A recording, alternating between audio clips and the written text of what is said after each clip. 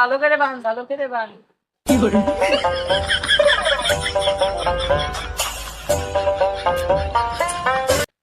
শীত দুইখান পড়ে গেছে। আসসালামু আলাইকুম ভাই। ওয়ালাইকুম আসসালাম। কি অবস্থা ভাই আপনাকে? এই তো আলহামদুলিল্লাহ ভালো।